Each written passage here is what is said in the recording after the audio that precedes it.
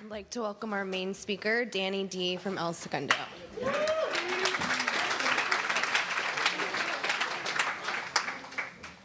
Get right to it. Whew. Hi, my name's Danny, and I'm an alcoholic. Proud to call you my friend. Amazing. It's hard to do a 10-minute pitch, ain't it? I don't know if you've ever done it. It's tough. Anyway, hello to you guys. How's everybody feeling? Giving up a good football game to come to a meeting, right? Giving up a lot more for a lot less, haven't we? I don't have a canned pitch or anything like that. I don't say the same thing every time. I just let God be in charge, And I just am struck with a lot of gratitude lately. And if you're new and you hate that word, oof. You ever heard somebody go, "My name's Bill and I'm a grateful alcoholic"? Right? Oh, good for you, Bill. Great. Hope your head blows up, Bill. See how grateful you are. All right. Happy's tough, our book, and I'm going to talk about the book a lot. Where's the book? Where's the book? We don't have a book? That book, the best kept secret in Alcoholics Anonymous, the big book. If anybody's got a book, it'd be cool to have. Anyway, if you're brand new, we have this book. It's called The Basic Text of Alcoholics Anonymous, and we call it the big book.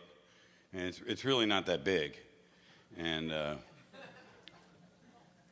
is there a circle and a triangle on the front of this podium? No? There is? Yeah. All right. No props. Winging it. Okay. Last time I was here, my sponsor spoke, and the same guy, VJ, did the traditions. Dude, you're awesome, man. That should be your commitment at this meeting, man. All right. A big book. That's awesome. Thank you, bro. When I was speaking at this convention, and they didn't have a big book, and somebody brought me the little tiny one. And I was going on and on about this big book. And there was a bunch of new guys, brand new, still like from Detox. And I'm holding up and I'm going, this is the big book. And they're like, "That's big?" Now that's a big book. Now look at the size of that thing.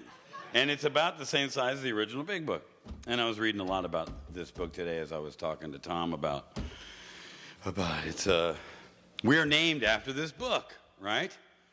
This book is called Alcoholics Anonymous. And I have found that if I am not practicing, trying, I'm not great at it, but I'm better than I used to be at practicing some of the principles laid out in this book, working the steps, And before I start with my story, I just want to remind anybody, if you're new in here and you don't think you can make it, I just drove here for just one reason, to tell you can do it.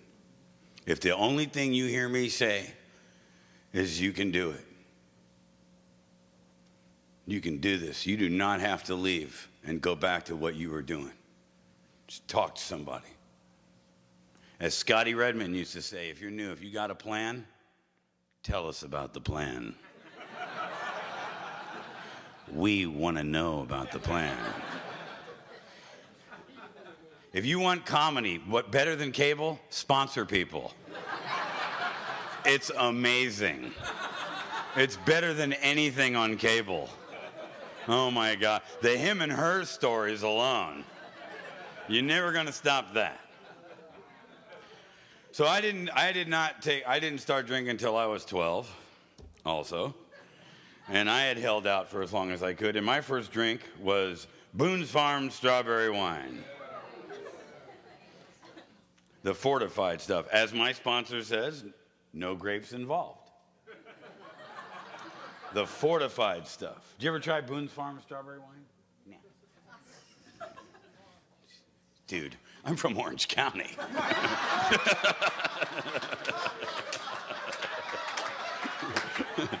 Dude. I had expensive vomit. It reminds me of a story. One time I bounce around a little bit, right? But I used to sit in here. Now, if you're new, we tell you to look for the similarities, not the differences, because you have the larger aspect of your disease is your brain. The obsession of the mind, the beast that sits there and looks for all the reasons why you have nothing in common with me, why you should not be in this room, why you shouldn't come to that A&A. Really? It's gotten to this, a level of lame that I didn't even know existed. Really? Happy birthday. Really? But ain't it better than sitting in a bathroom all by yourself, locked in, not being able to come out? Ain't it better than driving off into the night with your daughter's diaper money? Ain't it better than all of that? And on and on and on. I mean, I love this level of lame. This level of lame that comes with dignity and self-respect and accountability and, you know? And,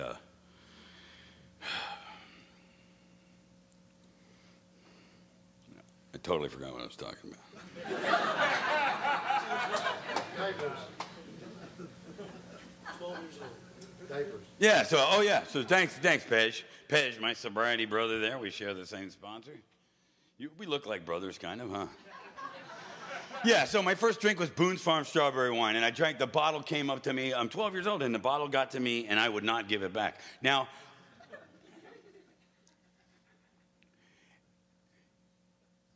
alcohol was something that I put into me so that I could handle being on the planet.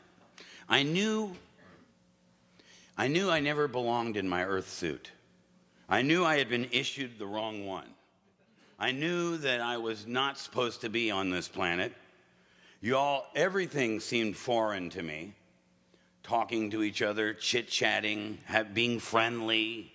None of that, I had none of that growing up. My father was a bird colonel in the Air Force, was a middle child, a scapegoat, an abused child, belt buckles, extension cords, and learned don't show your feelings here. Quit crying or I'll give you something to cry about. Those kind of things. So coming in here and discussing feelings and things like that were super foreign to me. So if you're the new guy standing in the back who the first thing I get to meet is your neck, you know that guy? That was me. You know what that means to me? This is what that meant when I was doing that. I'm very scared and I wish I could ask you for a hug. But I don't know how to do that. I don't know how to ask you for a hug. So it's just easier to hate you because that's all I knew how to do. So anyway, yeah, I was 12 years old and I wouldn't give that bottle back. But before I found alcohol, I had some other things that I was using to escape now. Alcohol got me out of now. Right here, right now, I'm afraid. I'm comparing my insides to you and I'm losing every time. I'm a loser. If you knew how I felt about myself, you would not want to know me. And before I found alcohol, my first, what do they say around here, drug of choice. Never heard that. Drug of choice. My drug of choice was, what do you got? More. Thank you. Right? My first drug of choice was, did you ever see that movie, The Way, Way Back? Anybody ever heard of that? When I was a kid, we had an Ambassador Rambler station wagon. And the very back seat faced this way. And whenever we knew the family was going anywhere, I ran out to that car as soon as I could and got dibs on the way, way back. Because I wanted out. Out of this car, out of this family, out of my room, out of this relationship, out, away from you, you know? Remember that movie, Barfly? When Faye Dunaway asked Mickey Rourke, she goes, don't you hate people? And he goes, no, but I seem to feel better when they're not around. That was me, man. I just got along way better by myself. Just leave that one alone. Out, that's what I wanted, out. And alcohol did that for me. Alcohol got me out, but it robbed me of now. Because Alcoholics Anonymous gives me back now. Now is the only time that I can be with you. Now is the only time that I can love you. Now is the only time that I can respect you. Now is the only time that I have. I can't be your friend 10 minutes from now. But I can be your friend right now. See? And then after now came violence. I learned that if you beat on something hard enough and long enough, it would agree with you or would leave you alone. And I came to Alcoholics Anonymous with those tools. Out and beat on you. And that's what I showed up here with. Broken in every aspect of the world. No moral compass, no anchors, nothing. Already? Thank you, good night. Hey, she's on it, by the way. You are amazing timekeeper. Just hang, and so perfect. Instead, just hang up. Thank you. I mean, it's the same as you are done. Thank you. That's awesome. I love that. This is a great meeting. I love this meeting. If you are lucky enough to have this as your home group, man, this is an awesome, awesome meeting. Structure, wonderful people. The amounts of sobriety that are here, and oh my God, just to be able to tap into this. And we'll get to that. So anyway, I found Boone's Farm strawberry wine, right? Back to the Boone's Farm. And I remember it was strawberry because I remember what it tasted like coming back up, right? But that thing happened. That thing happened.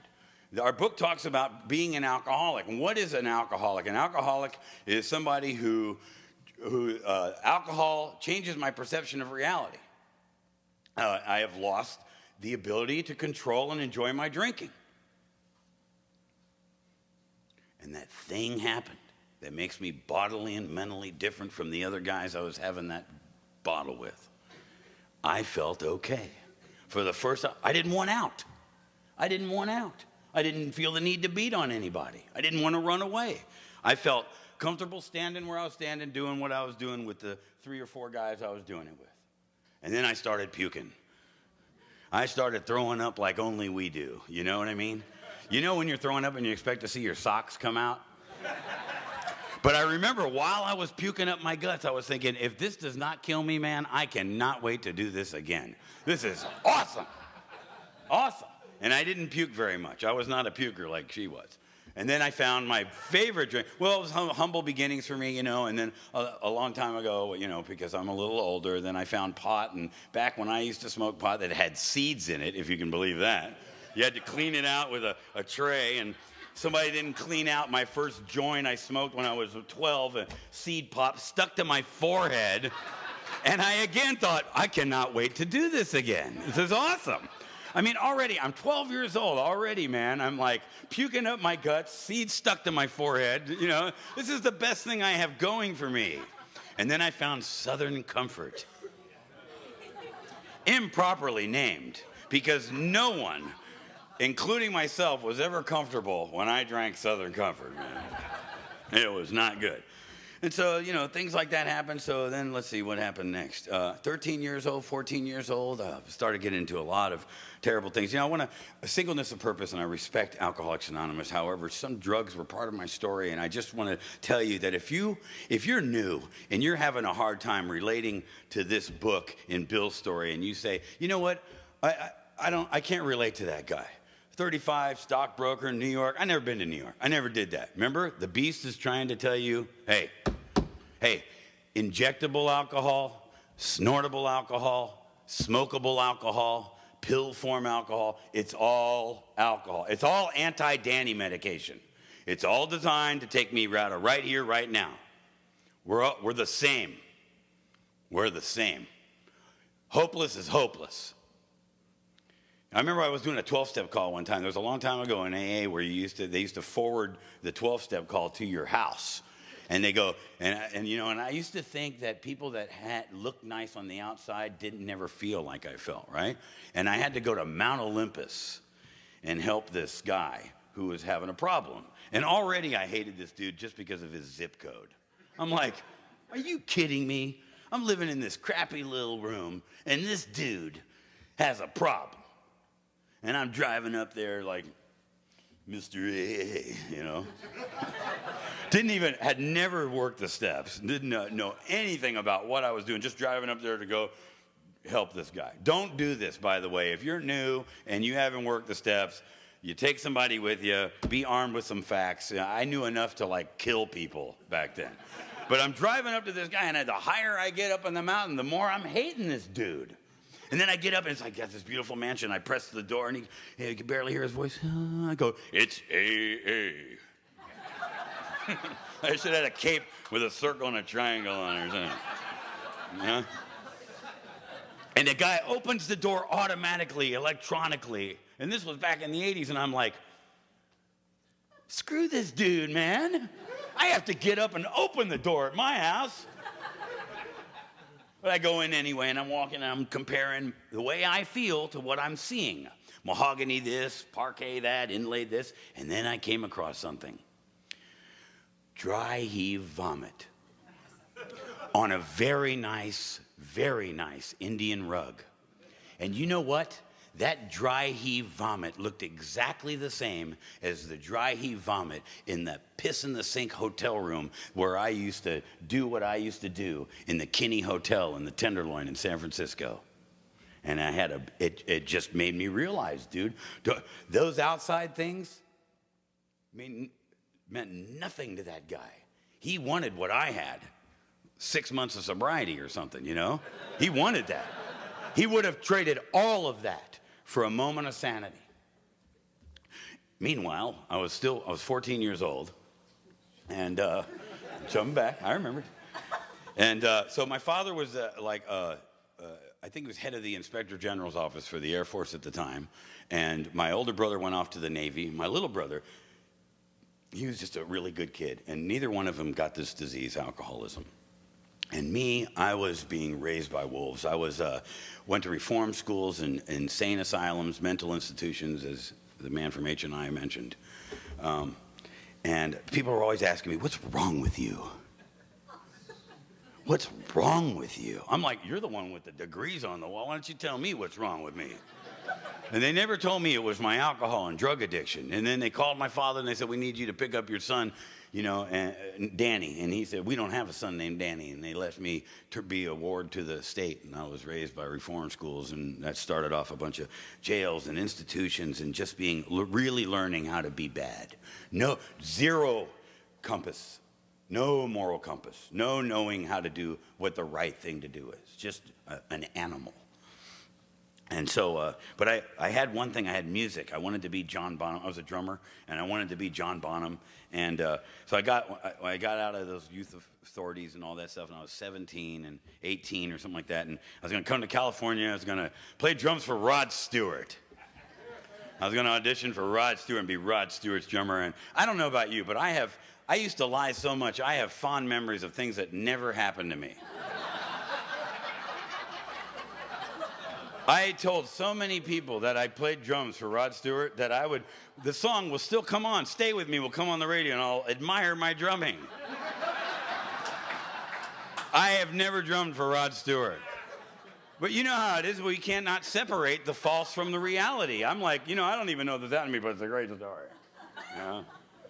So I came out to California. My drums didn't last long. They ended right up in the pawn shop, man. And there I was, just on the streets. And met this woman in 1982, and she taught me how to drink a 2/5 of Gilby's gin before breakfast. I thought I knew how to drink. And boy, the insanity, And in 1985, she was hit by a drunk driver on the back of a Harley Davidson, and she was killed, and I was out there just running around. And, back up a little bit. In 1982, hey, if you're young, I want to tell you, we used to have this thing called phone booths. It was this thing you could walk up to and put money in and call someone. And if they weren't home, guess what happened? The phone would just ring and ring and ring and ring. And they were just out doing stuff. They were out eating their food, not taking pictures of it, and making other people look at it. You know what I mean? And like, if your cat was asleep, all you could really do, if you wanted someone to look at your cat sleeping, you had to go and invite them in the house and go, hey, come here, look at my cat's asleep. You couldn't. And so anyway, I'm in this phone booth. Now, this is what my life is like. Remember, I'm this kid. I remember being at one point, like 6 years old, 7 years old, in the middle of that insanity, wanting to be a rock star or a fantastic astronaut or a pilot because I'd been in so many airplanes because of my father. And I had dreams, and they would pass around little cue, those cards at school, because military kid, I'd move a lot to school, which was very convenient. Who's all the kids that other kids weren't allowed to play with in your neighborhood? Where you at? There's a convention of us here. Trust me, we're all here tonight. And I remember I never filled out, they said, what do you want to be when you grow up? I never wrote, I want to be a loser, a convict, just walk around with a sense of impending doom. Oh, irritable, restless, irritable, and discontent. Give me that. I had dreams. I had dreams. I wanted to be something. I was talented. So many of us here are so good at so many things. And, we know people in here where we can say someone, she's a great hairstylist, and he's a wonderful person who has these skills, and he can be an architect, and he can do this, and he can do that. But at the end of the sentence, they'd say, but he can't stay sober. And none of that means anything if I can't stay sober, And I couldn't. I didn't know how to. I had evolved all the way from this guy that 22 years old, broken and beaten, wearing everything I owned, living in Civic Center Park with mats in my hair, holes in my teeth, and wear one pair of jeans that I had on for months. And I was a wino again, back to the wine with no grapes involved. Don't ever try it. Don't ever have it. She's like, what is he talking to me for? I don't like this seat. It's too close. And I made a full circle. I went right back to the thing that I had. The best thing that I could do to get drunk, to try to take away the voices and to feel like so I would not kill myself, two things. I would either time it at the door of a liquor store and wait for the guy to turn his back and run in and grab some MD 2020 or some Night Train. Really cheap, 79 cents at the time. Or I would go to the bar.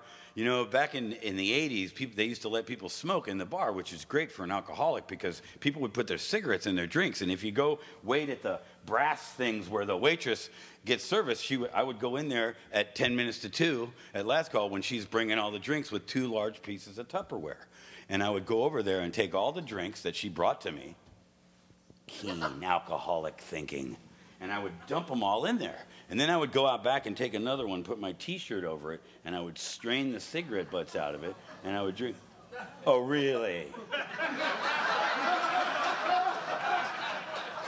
You're thinking, why didn't I ever think of that?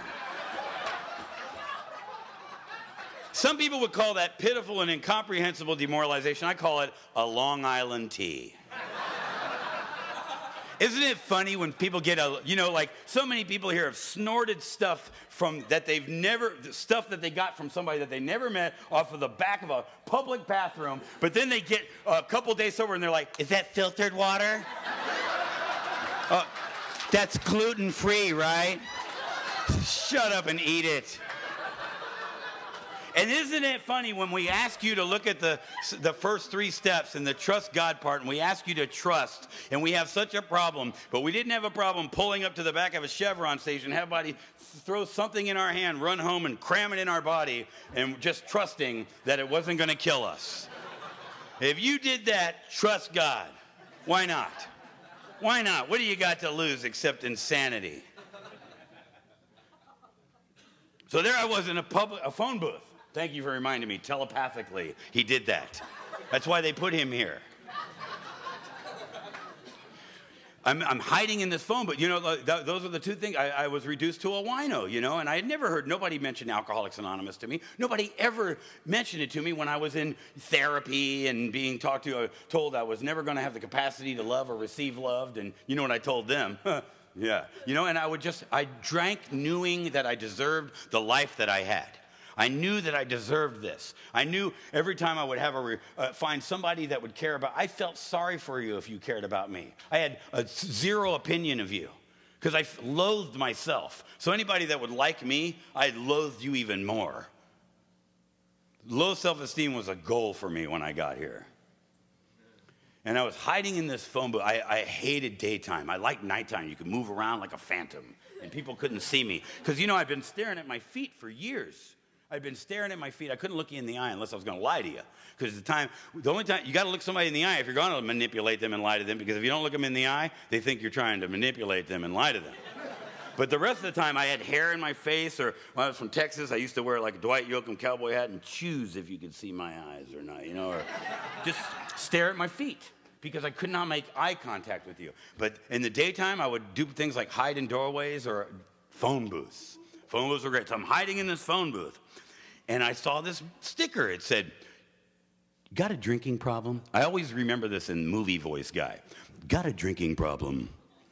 Call 1-800-Alcoholics Anonymous." And I'm like, what is that? What is that? But, you know, God stuck me in that spot. Oh, you're leaving at the best part. She left before the miracle.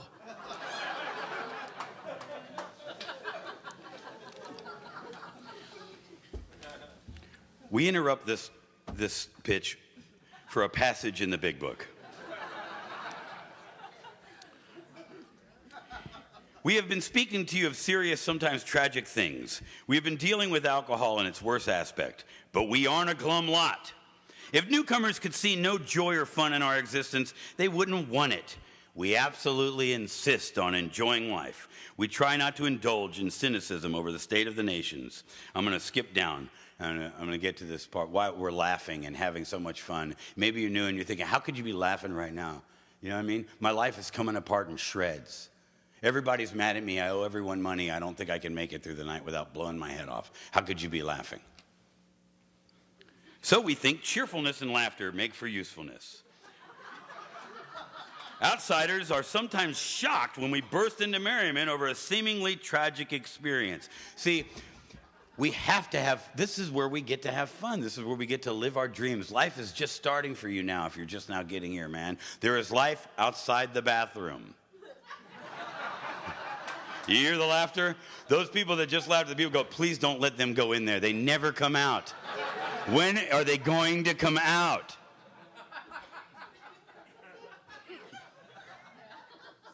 Bathrooms. A new guy I'm sponsoring right now, I said, dude, when can I go into a public bathroom and not think about getting high? It'll happen. It'll happen. I walked into the bathroom with Pej and exchanged a gift to him.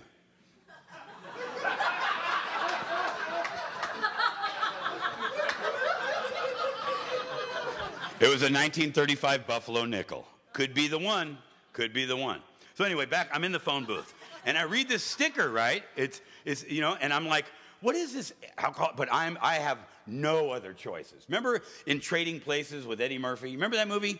And he gets bailed out of jail by somebody he doesn't know, and he comes walking out, and he goes, it didn't matter. It didn't matter which way he went. He had nowhere to go. That's how I got here. That's how I got here. And if you come here that way, good. We call it beaten into a state of reasonableness, desperate, having no choices. If you're here, chances are you probably have no choices. You know what I mean? I love when they say, are there any visitors? And somebody might go, my name's Dave, I'm from Alaska. Are you an alcoholic? No, dude, he's here because there was no good movies playing tonight.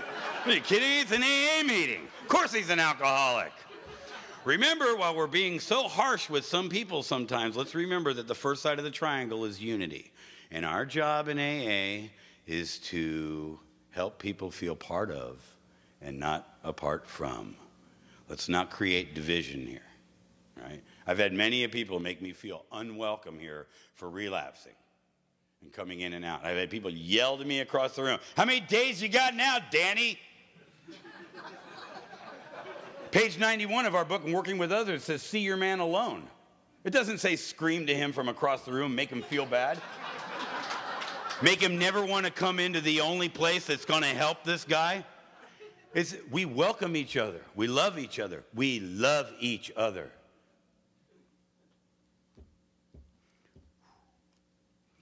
So I called this number, you know. Back then, you could make a collect phone call, and this woman answered the phone. She said, Alcoholics Anonymous, this is Betty. And my voice, if I wasn't yelling at you, my voice sounded like this.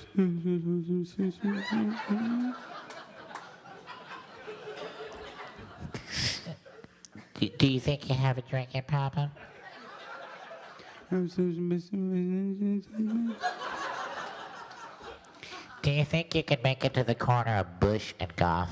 Now, if you don't know the landscape of San Francisco, I'm in Civic Center Park. Bush and Goff is up here.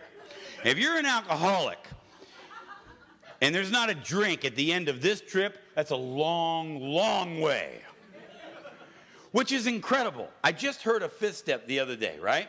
And this guy was almost bragging about this amends he had, about this thing that he had. He had a resentment. No, it was an eighth step. He was reading me this eighth step where he owed this amends, and he was kind of proud of himself that he was able to climb a 9-story building on a fire escape, come down with one arm holding a 60-inch plasma TV, and take it to the connection to get a teener, okay?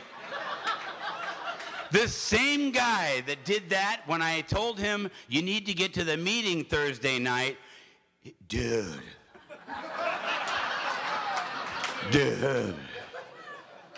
It's amazing what we're willing to do. I would roller skate in the rain on the freeway to get a drink.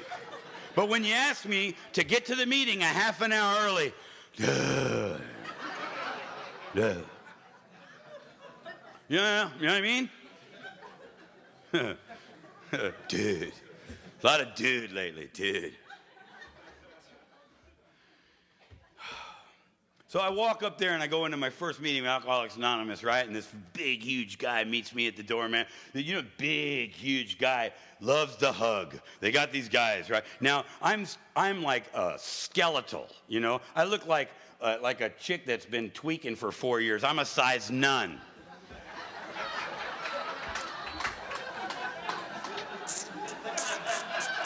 Don't I look good? I look like this, right? And I think I'm a tough guy. And the guy walks up and he's this big eclipse of a man, and he goes, welcome, I love you. And he gives me a bear hug, and I look at him with the toughest look. I go, don't ever hug me, man. He goes, yeah, whatever. All right? And then this little sweet lady walked up to me, Peg. Little Florence Henderson hairdo. If you're young, Mrs. Brady. She had this that girl hairdo, silver hair. She was like this mom, the epitome of a mom. You don't have a mom? We got moms here for you. Don't you worry. You don't have a family? You read family afterwards? You go, I got no family. Yes, you do. A family is comprised of a group of people that all have the same common goal. That's what a family is. Has nothing to do with being related to each other. We are family. Come on. So this woman came up and she gave me this mom hug. And it had been a long time since I had a hug. The only hands that were being put on me when I was being handcuffed, okay? Or when somebody was rousting me out of the doorway again. Or when I was in a fist fight or a chokehold. That was it. She said, Danny, she said, you're welcome here. And you never have to feel like you feel, and you don't have to do what you're doing to yourself if you don't want to. And she gave me a hug, and I just shattered. Whew. And still no Peg to this day. We just drove up to see her. She's 81 years old and assisted living. And Alcoholics Anonymous gave me the ability to keep track of her, to keep her in my life, to go visit her. We took her out for pizza. Awesome. If you told me when I got here, the biggest buzz you could ever get is going to pick up a little sweet lady from an assisted living and take her for stone oven pizza and a root beer, I'd say, are you kidding me? I'm spending thousands of dollars a day trying to get to zero. There's no big buzz in that. I'm thinking this is a room of people that like the big buzz. Am I right? This is not a bunch of people that said, no more for me, thank you. Right? We like the big buzz. What is the big buzz? The big buzz here is when you work this process and you go all the way around, that you get to walk across the room. You get to go to hell and help and pull somebody out of it. That's what you get to do. And my boy Dustin right there. I got sponsees in the room. I got a brand new grand sponsee, Sean. Welcome, Sean. You can do this, man. Weird, ain't it? It's a trip, isn't it? It's weird, but it's good. Yeah, so I started, you know, and I'd like to tell you that I stayed sober since that day, and the deal was that I had 8 years of untreated alcoholism, okay? I had never worked a step. I didn't have a sponsor. Let's talk about sponsorship. What is a sponsor? A sponsor is someone who has what they want. Not what I want. You tell me to go get what you want, I will pick the worst thing. Yeah, I hear people in AA say some crazy things. My best thinking got me here. No, it didn't. My best thinking had me strapped down to Thalion's Mental Center with 9 people forcing me to have a shot being 5150'd. That was my best thinking. Waking up with a catheter in my body yet again and a slip on my chest that says, you have the right to refuse a lobotomy. Well, that's a good thing. You have the right to refuse electric shock treatment. I'm not ruling that one out. I think I can handle that. That's a yet for me. My best thinking didn't get me here, but by some luck, I don't know how it is that I ended up here, but I know why. There's a whole chapter about it. It's called Working with Others. That's why I'm here. That's why I'm here. Right? My sponsor made it very clear to me that if you get this thing, what is this thing? Freedom. Freedom. Walk in the earth a free man. Free. What do the steps give me? Steps teach me how to be free. He says, if you get this thing, Danny, if you don't give it to somebody else, you've been a complete waste of time. I said, well, how do you really feel about that, Earl? Right? So I didn't have any steps, and I didn't have any sponsor, and I went back out, and I went to a meeting, took a chip, and I told AA, you didn't work. And the truth of the matter was, I had never worked AA.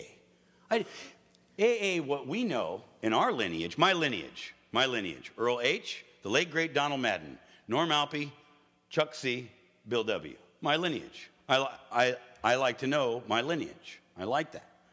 And the cool thing about it is that it doesn't stop at me. It keeps going. And what I've been taught is, for me, I'm pretty boring, huh, Tom? Tom just yawned. I won't take it personal. For me, it takes 4 things to be in Alcoholics Anonymous. 4 things. All I used to do in that 8 years of insanity was go to meetings. That's all I did. No changes, nothing different about me, just insanity. The other 3 things is I gotta have a sponsor who I actively talk to and run things past him before I do them.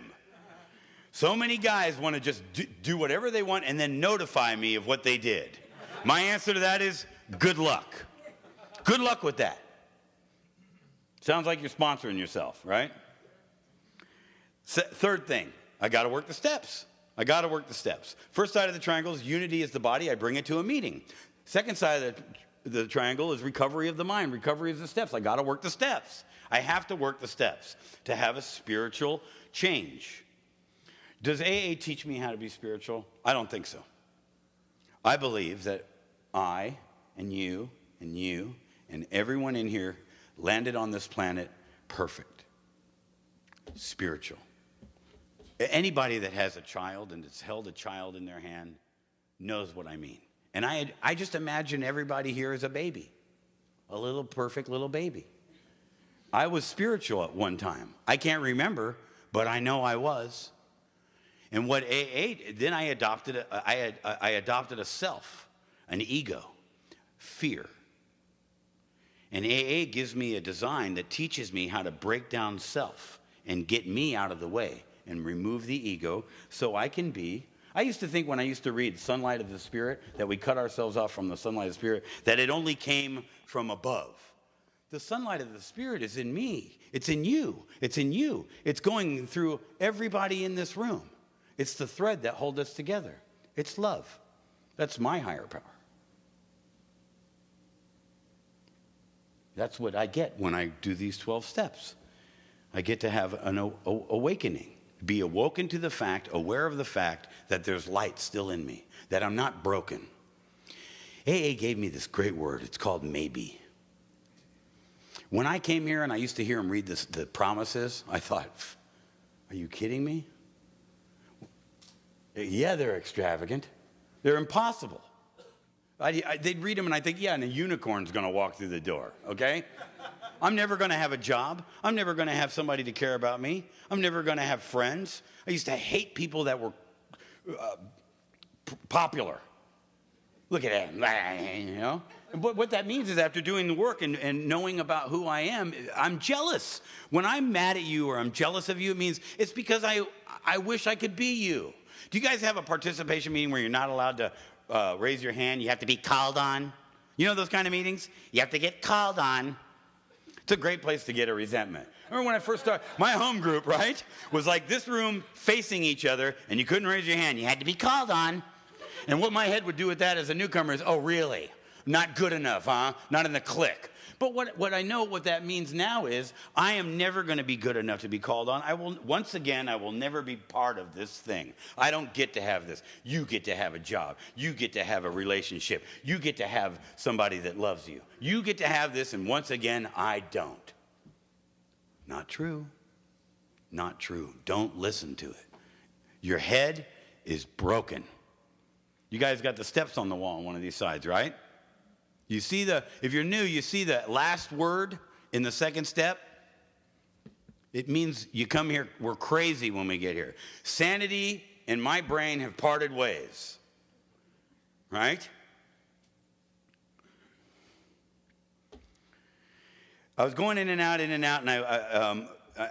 in 94, 95, I said, I'm never going to go to AA again. AA don't work.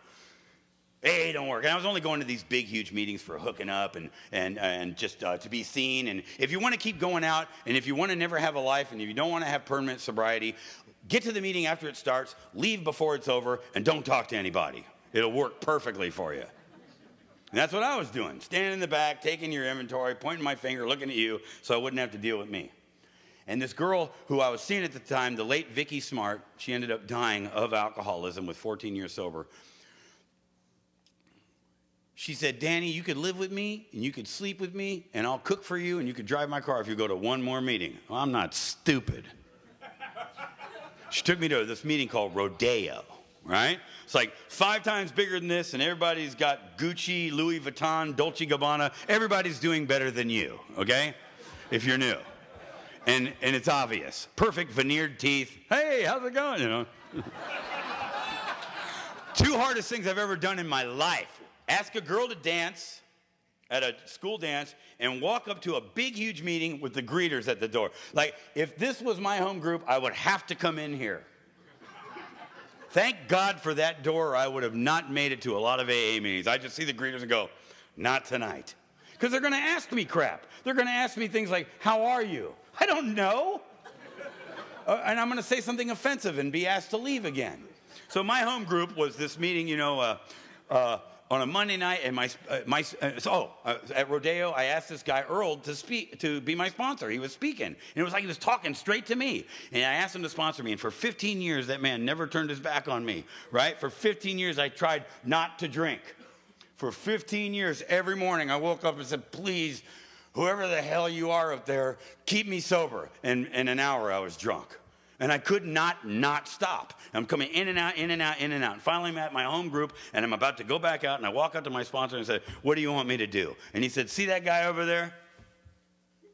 Tattoo. Go say hi to that guy. And I said, you know what I said? In my brain, I thought, that's ridiculous. Look at him. And I went, all right, okay. And I started doing that, contrary actions. My foundation of my sobriety is doing things I don't want to do and not doing things that I would like to do. Non-action. The best advice Earl's ever given me is just shut up, Danny. There are people doing life sentences that wish they could have paused when agitated. Just take a step back. Don't talk while you're emoting. I got 2 minutes. Now listen, I'm going to tell a story about my sponsor. I was 8 months sober, and I was working at the W Hotel as a union electrician, right? Look, I don't have enough time to really tell you, the progression of the steps and everything. You got to get a sponsor. Get a sponsor, get a sponsor, get a sponsor, get a sponsor. Call that sponsor, ask that sponsor. Don't just check in, tell them what you did all day. What do you want me to do next? What do you want me to do? And just do it. You don't have to like it. You don't have to enjoy it. You just have to do it. That's all you got to do. That's all you got to do. So, I can go to the gym and hate it and pick up heavy things and put it down, and even against my will, it will have an effect on me, right? Right?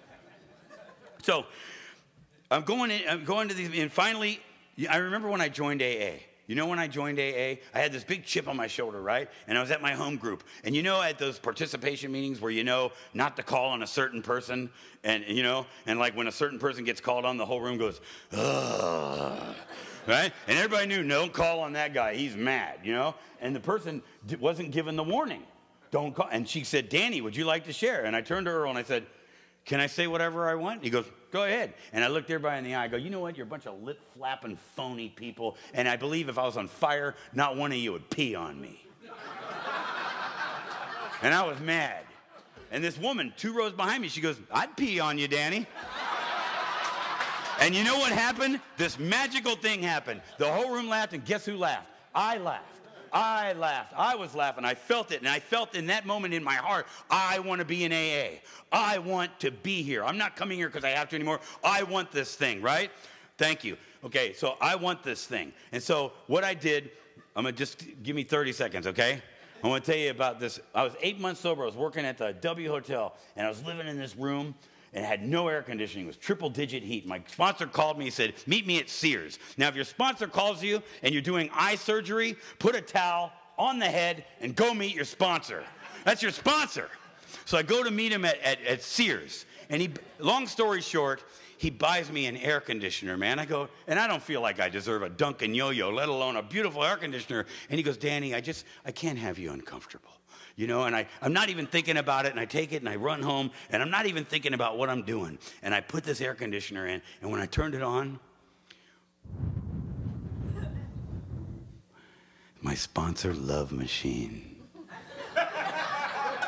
I felt this tangible feeling that somebody loved me and somebody believed in me. And once again, the hand of AA reached into me and squeezed my heart just enough to crack a little hope. And it taught me the word maybe. Maybe I don't have to die. Maybe I can do this, and maybe you can too.